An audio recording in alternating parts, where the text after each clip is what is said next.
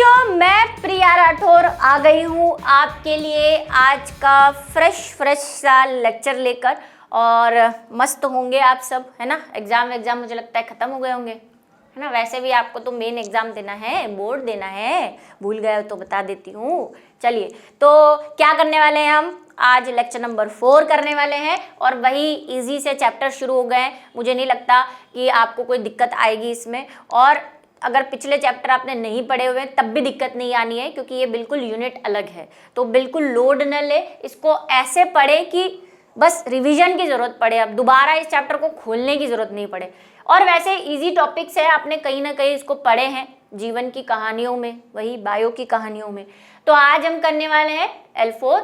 और ये तो शक्ल पता ही है आपको, रोज़ रोज़ इसी को देख रहे हो। मेरी बात नहीं कर रही, इसकी कर रही हूँ, मुझे तो देख ही रहे हो रोज, है ना। ऊर्जा प्रवाह देखेंगे, खाद्य श्रृंखला जो हम बचपन में ही पढ़ते थे, खाद्य श्रृंखला के प्रकार, उदाहरण और ETC। ठीक है, चलिए। और वन शॉट आ रहे हैं टाइम टू टाइम, खुश होंगे आप, है ना। कमेंट्स पढ़ती हूँ मैं आपके, बहुत बढ़िया, थैंक यू, धन्यवाद जो भी आप लिखते हैं। चलिए शुरू करते हैं। ऊर्जा प्रवाह, एनर्जी फ्लो। अब देखो, हमने एक नियम पढ़ा है, वही केमिस्ट्री का नियम।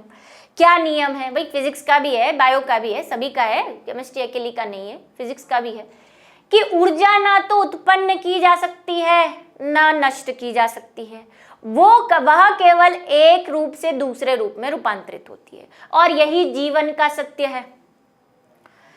तो हम कौन है जो ऊर्जा उत्पन्न करें? हम ये कह रहे हैं पादप ऊर्जा बना रहे हैं, उत्पादक हैं, है ना। हम वापस जो है ऊर्जा बना रहे हैं, कोई हमारा इस पे बस नहीं है। हम सिर्फ ऊर्जा के वो बंदे बोलते हैं ना, हम तो बंदे हैं, बस वही। हम बॉल खेल रहे हैं। कैसे बॉल खेल रहे हैं? उससे ऊर्जा हमें मिल रही है, हम किसी और को दे रहे हैं, कोई और उसको दे रहा है। पासिंग पास खेलते हैं ना, वही खेल रहे हैं। तो ऊर्जा का प्रवाह कर रहे हैं हम, फ्लो कर रहे हैं एक।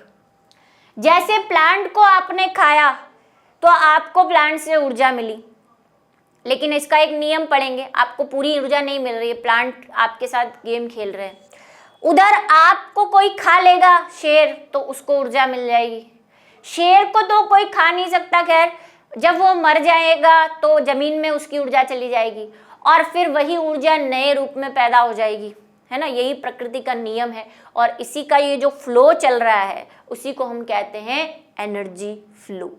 ठीक है, चलो समझ में तो आ ही गया होगा, अब लिखना है। पारिस्थितिकी तंत्र में हो कहाँ रहा है, बात चैप्टर का नाम ही पारिस्थितिकी तंत्र है। भाई पारिस्थितिकी तंत्र में अधिकतर स्वपोषी पादप के लिए ऊर्जा का मुख्य स्रोत सूर्य है। प्लांट कहाँ से ला रहे हैं ऊर्जा? सन से। तो ये तो हम बचपन में एक लाइन पढ़ते हैं, है ना, बचपन में ही हमें जन्म जन्मांतर से सिखाई हुई लाइन है कि दुनिया में, पृथ्वी में ऊर्जा का प्रमुख स्रोत कौन है? ब्लैंक। ये फिलिंग द ब्लैंक मुझे बहुत पसंद है ना। पृथ्वी पर ऊर्जा का स्रोत, प्रमुख स्रोत डैश है। ये क्वेश्चन तो मैंने जब NCERT पढ़ाई थी 6 to 10th, मतलब बोर हो गई हूँ मैं इस क्वेश्चन को देख के, ऐसा समझ लो आप। तो सन है हमारा मेन सोर्स। ठीक है, ऐसे छप गया है मेरी आंखों में कि हर साल पेपर में ये क्वेश्चन जरूर देना है, पता नहीं क्यों देना है ना। अब आप बोलेंगे पेपर तो आप ही बनाती होगी, ऐसा नहीं है। मैं जिस स्कूल में पढ़ाती थी वहाँ पे पेपर हम नहीं बनाते थे, बहुत सारे टीचर्स हैं भाई। एक TGT साइंस थोड़ी ना है, वहाँ पे बहुत सारे TGT साइंस है। मुझे अलग क्लास पढ़ानी होती है, उन्हें अलग पढ़ानी होती है, तो हम में से कोई एक पेपर बना दो। मेरा हाथ में आया तो मैं इस क्वेश्चन को कभी ना दूँ, है ये कोई क्वेश्चन है? इतनी ये देखो, यहाँ अभी भी लिखा हुआ है मुख्य स्रोत सूर्य है। ये लाइन से मैं बोर हो गई हूँ। ठीक है, तो सन है, सन से लाइट किसको मिल रही है? प्लांट को। और प्लांट प्रकाश संश्लेषण का एक तो है ना, मैं बायो पढ़ाते पढ़ाते जब से यूट्यूब पे पढ़ा रही हूँ मेरे को लग रहा है मैं तोतली हो गई हूँ, मतलब मेरे शब्दों का टंग स्लिप होने लग गई है। ऐसा पहले कभी नहीं होता था, कुछ तो लोचा है यहाँ पे। पृथ्वी पर पहुंचने वाले कुल प्रकाश ऊर्जा के केवल 1% भाग को ही पौधे प्रकाश संश्लेषण द्वारा खाद्य ऊर्जा या रासायनिक ऊर्जा में रूपांतरित करते हैं।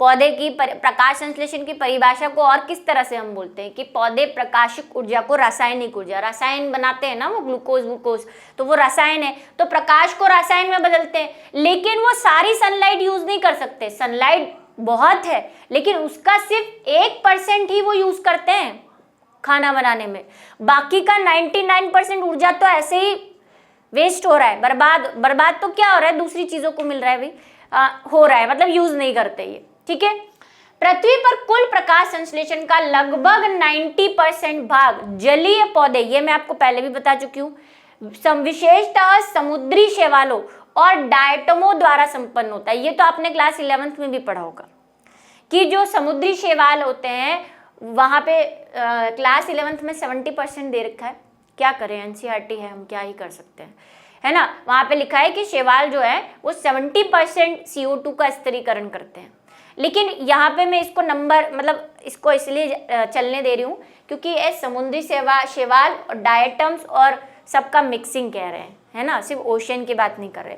तो ये कह रहे हैं कि 90% भाग जो है वो समुद्री शैवालों और डायटम्स द्वारा होता है। अब डायटम क्या होते हैं, परमाणु वाला डायटम नहीं है ये, एटम मतलब परमाणु मत समझ लेना, क्लास 11th में पढ़े हो, क्या पढ़े हैं, प्रोटिस्टा के अंदर पढ़ते हैं डायटम्स, वो हैं ये, है ना, साबुनदानी जैसे ये साबुनदानी वाले एनिमल, इससे डायटमी मृदा भी बनती है। क्वेश्चन है ये नीट का। शेष भाग स्थलीय पौधों द्वारा होता है, 90% ये और ये बचा ही क्या होगा, आप सोच लो। सबको चाहिए सूर्य। कोई भी जीव प्राप्त की गई ऊर्जा का औसतन 10% ही से अधिक ऊर्जा अपने शरीर निर्माण में प्रयोग नहीं कर पाता है। उसने जितनी भी लाइट अब्सॉर्ब की है ना, प्लांट ने मान लो 90% की, अब ये 90% जो है वो प्लांट यूज नहीं कर पाएगा। ये कह रहा है कि उस निर्माण में प्रयोग नहीं कर पाएगा।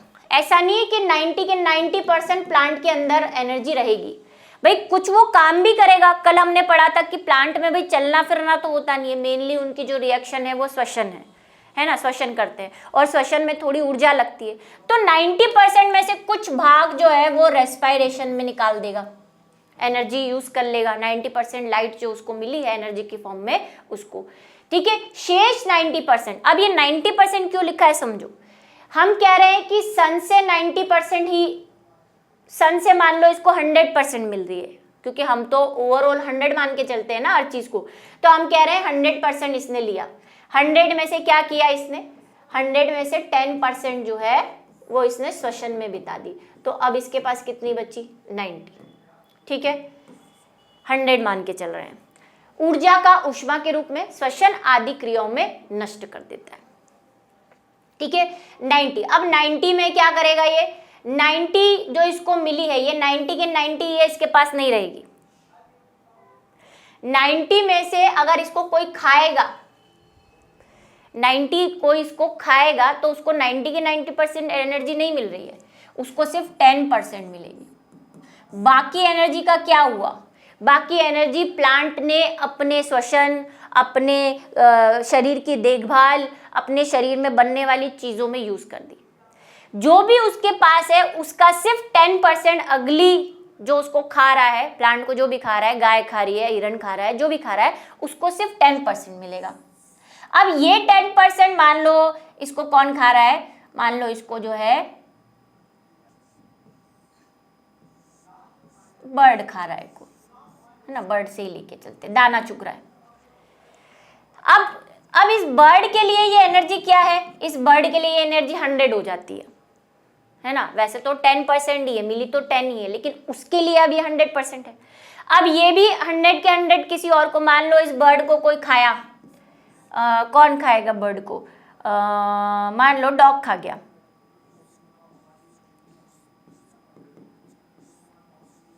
है ना, डॉग खा गया इसको, बिल्ली दिख रही है वैसे तो, डॉग खा गया इसको, बिल्ली खा गई, जो भी समझ लो। तो इसमें जो एनर्जी थी उसका भी इसको 10% ही मिलेगा, बाकी 90% इसका श्वसन वशन सब में नष्ट हो जाएगा। ठीक है, तो इसके 100 में से भी इसके पाती में क्या आया, 10 आया।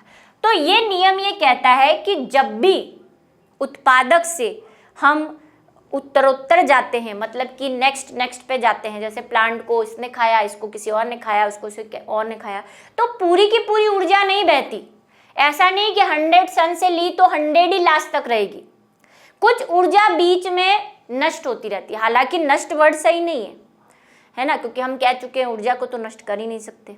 नष्ट इन द सेंस कि वो यूज में ले लेता है, ऐसे समझ लो कि वो अपने क्रियाकलापों के लिए यूज में ले लेता है ना। तो 10% ही जाती है। और इसको एक साइंटिस्ट थे जिनका नाम आएगा अभी, लिंडमैन थे। उन्होंने क्या किया, एक नाम और एक रूल दिया कि ऊर्जा का प्रभाव एक स्तर से, भाई ये स्तर है, इनको क्या कह सकते हैं हम, स्तर कह रहे हैं, है ना। एक स्तर से दूसरे स्तर पे जाने पे सिर्फ 10% ऊर्जा ही मिलती है।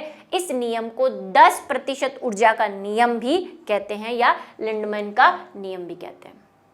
ठीक है, एक पोषक स्तर पर लगभग 10% ऊर्जा ही संग्रहित होती है, जिसे पारिस्थितिकी दक्षांश का मतलब 10, दक्षांश, दक्ष से आया भाई, दश से दक्षांश संस्कृत वर्ड, तो 10% का नियम या रूल ऑफ इकोलॉजिकल 10th, ठीक है, कहते हैं यह नियम लिंडमान ने दिया था। ये बहुत इंपॉर्टेंट नियम है, पूछा जाता है। अब एग्जाम्पल आप कैसे दे सकते हो उसके, तो एग्जाम्पल दे दो कि भाई प्लांट है ना, उसको हमने, किसने खाया भाई, हिरण ने खाया, बारहसिंगा ने खाया,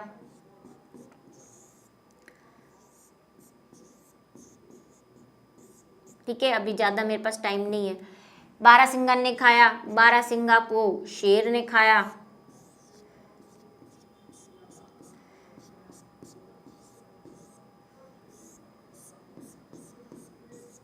है ना, फिर शेर मर गया, तो हर में सिर्फ 10% ही जा रहा है। इसमें 100 का 10% गया, फिर इसमें भी 10% गया, फिर इसमें इसका 10% गया। मैथ्स में निकालते हो ना 10 का 10%, मान लो इसके पास 100 थी, है ना, तो 100 में से इसके पास 10 ही गई, फिर 10 का भी 10%, तो कितना हो गया, 10 का 10% तो हो गया 1%, एक ही मिला इसको। फिर 1 का भी 10%, तो कितना हो गया 0.1% या 1, ऐसे सिर्फ 10% नहीं मिलेगा, कुछ नहीं बचता एनर्जी।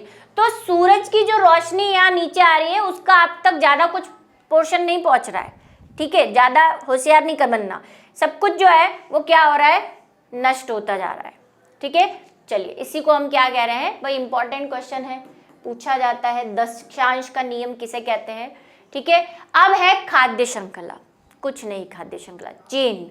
अभी जो मैंने आपको रामायण सुनाई कि प्लांट को जो है वो हिरण खा रहा है, हिरण को जो है शेर खा रहा है, शेर मर जाता है, या प्लांट को जो है वो मेंढक खा रहा है ना, ग्रास ऊपर खा रहा है, मतलब वो टिड्डा, है ना, टिड्डा खा रहा है, टिड्डे को मेंढक खा रहा है, मेंढक को सांप खा रहा है, सांप को कौन खाता है, चील खा रही है, और चील को जो है वो कोई और खा रहा है, कुत्ता बिल्ली जो भी खा रहा है।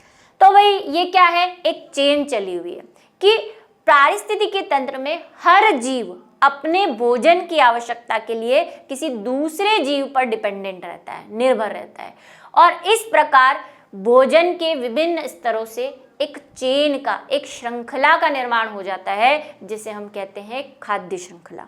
और यही बहुत सारी खाद्य श्रृंखलाएं अगर मिल जाए तो एक वेब निर्माण कर लेती है, मतलब एक जाल बना लेती है, जिसे हम कहते हैं खाद्य जाल, ठीक है।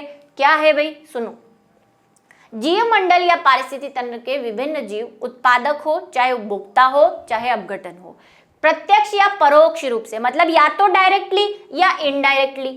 कैसे भी, डायरेक्टली मतलब डायरेक्ट खा रहा है भाई, और एक उसके ऊपर परजीवी के रूप में रह रहा है, तो वो इनडायरेक्टली भी हो सकता है। तो भोजन के रूप में एक दूसरे पर निर्भर करते हैं। पारिस्थितिकी तंत्र में भोज्य पदार्थों के स्थानांतरण के लिए उत्पादक से उपभोक्ता की ओर एक श्रृंखला बनती है, जिसे खाद्य श्रृंखला कहते हैं, ठीक है। परिभाषा मिल गई। ये सब छोटे छोटे पॉइंट्स है, पीछे क्वेश्चन भी है इस पे, तो ये शॉर्ट नोट में बहुत आते हैं, बहुत इजी चैप्टर है, इसलिए मैं कह रही हूँ। किसी परितंत्र में उत्पाद से उच्च उपभोक्ता तक खाद्य पदार्थों व खाद्य ऊर्जा के स्थानांतरण के क्रमबद्ध प्रभाव को खाद्य श्रृंखला कहते हैं। ये दूसरी परिभाषा अच्छी वाली, ये हमने बचपन में पढ़ी थी, वो परिभाषा है। और ये थोड़ी सी 12th के हिसाब से, तो जैसी जिसकी श्रद्धा वो वैसा लिख सकता है। ठीक है, ये थोड़ा हाई फाई है भाई। खाद्य ऊर्जा है, हम खा क्या रहे हैं, खाद्य ऊर्जा ले रहे हैं ना, एनर्जी ले रहे हैं खाद्य के रूप में। अब क्रमबद्ध है मतलब सीरियल वाइज है। खाद्य श्रृंखला या पारितंत्र के उत्पादक को एवं उपभोक्ता के विभिन्न स्तरों को पोषक स्तर कहते हैं। ये बात हम कर चुके हैं कि ये जो स्तर आएंगे, जैसे कि प्लांट है, प्लांट को जिसने भी खाया, प्लांट को जिसने भी खाया हिरण, है ना, हिरण को जिसने भी खाया शेर। तो ये जो एक एक लेयर है, ये जो स्तर है, इसको हम क्या कहते हैं, पोषक स्तर। इसकी भी परिभाषा पूछ लेते हैं पूछने वाले, तो इसकी भी परिभाषा मैंने आपको दे दी है। पोषक स्तर क्या होते हैं? एक विकसित पारितंत्र में निम्नलिखित पोषक स्तर और ऊर्जा स्तर पाए जाते हैं। ठीक है, क्या क्या है? सबसे पहला उत्पादक यानी हरे पौधे होंगे इसमें, जिसको प्रथम पोषक स्तर कहते हैं।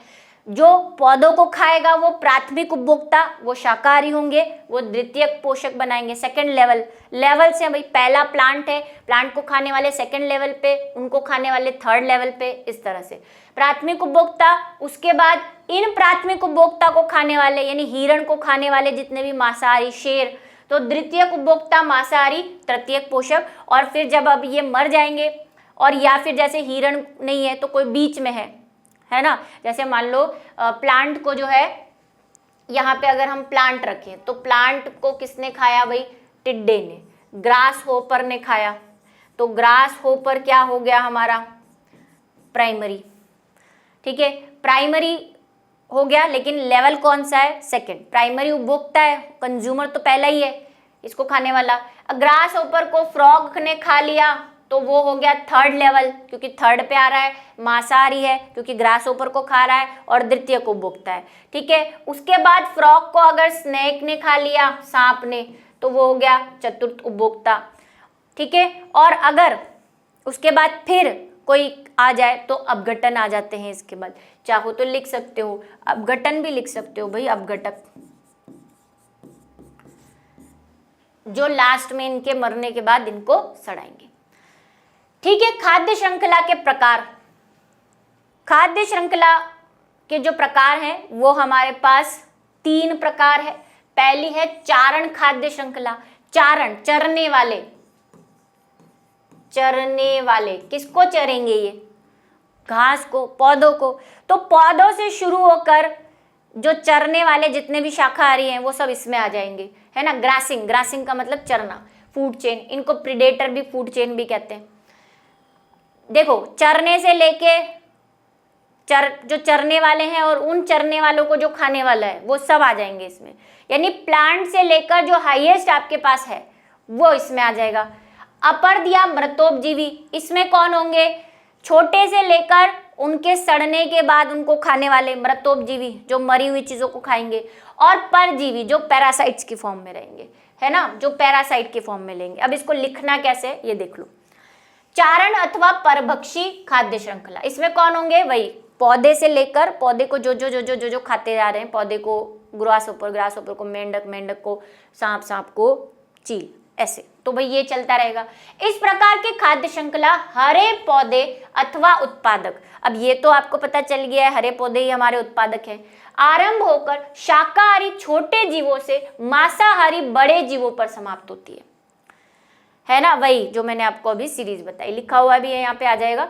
हचिनसन ने चारण खाद्य श्रृंखला को एल्टोनियन फूड चेन अथवा ऑडम ने ऑर्वेटिक भोजन श्रृंखला भी कहा।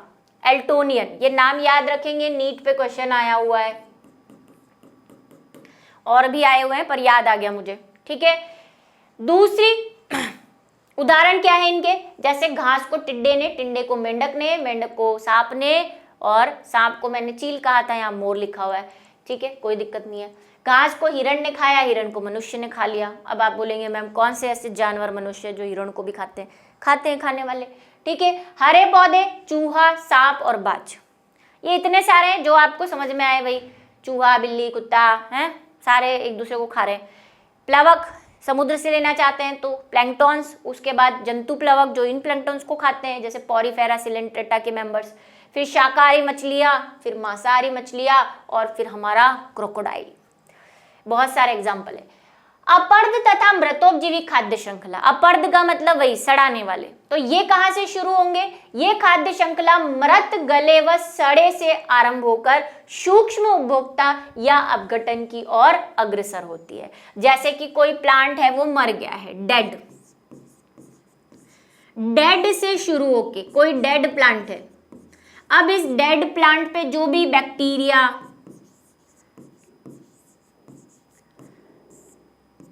है ना, कवक, छोटे कीड़े जैसे केचुआ, हालांकि बैक्टीरिया परजीवी वाले में आ जाएंगे, है ना, लेकिन अपघटन भी करते ही हैं वो, तो ये सब जो है वो किस पे आ जाएंगे? अपघटन वाले में। कवक है, केचुआ है, जो भी उसको छोटे छोटे टुकड़ों में तोड़ रहे हैं। और लास्ट है परजीवी भोजन श्रृंखला, ये क्या है? पैरासाइट। अब पैरासाइट कैसे होंगे? यह खाद्य श्रृंखला कहां से शुरू होगी? यह खाद्य श्रृंखला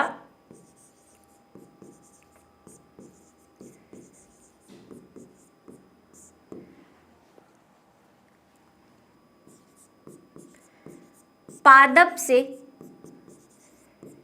छोटे जीवों से होते हुए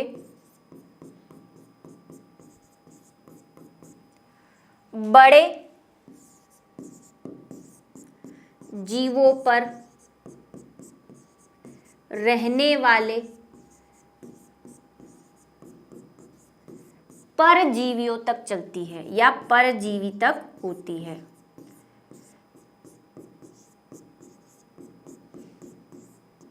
जैसे, जैसे तो बता दो मैडम, जैसे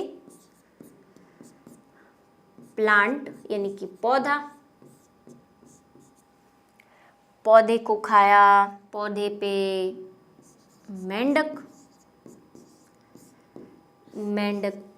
मेंढक को खाया डॉग ने यानी कि कुत्ता ने, है ना, फ्रॉग ने, इंग्लिश में लिखना है तो भाई फ्रॉग, डॉग, डॉग पे कोई परजीवी जैसे कि टीक।